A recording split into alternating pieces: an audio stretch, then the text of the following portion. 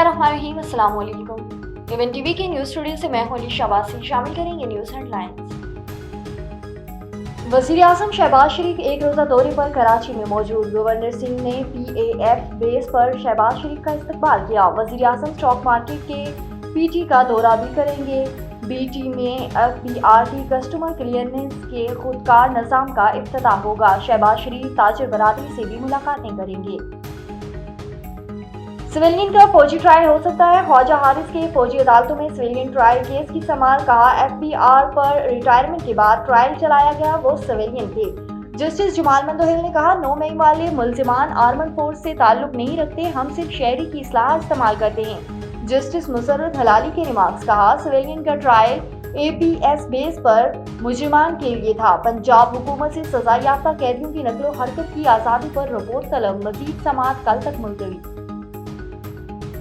असद कैसर का कहना है कि हुकूमत से मुज़ाकरात डेडलॉक का शिकार हैं। बानी की मंजूरी के बगैर मुज़ाकरात नहीं कर सकते। अली जफर कहते हैं कि बानी से मुलाकात होगी तो मुज़ाकरात जारी रहेंगे।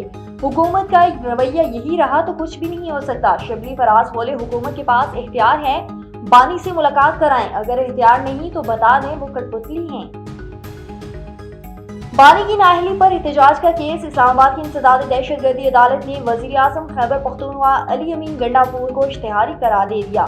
अदालत ने उमर तनवीर भट्ट को भी इश्तिहारी करार दे दिया। आमिर कियानी के खिलाफ इश्तिहारी करार देने का अमल शुरू। इंसदाद दहशतगर्दी अदालत ने गैर हाजिर मुल्जिमान की फौरन गिरफ्तारी जारी कर दी है। और हुकूमत का बिजली सस्ती करने के टास्क पर काम जारी। बिजली की कीमत 20 रुपए फी यूनिट सस्ती हो गई। वार्निंग पेपर सामने आ गया।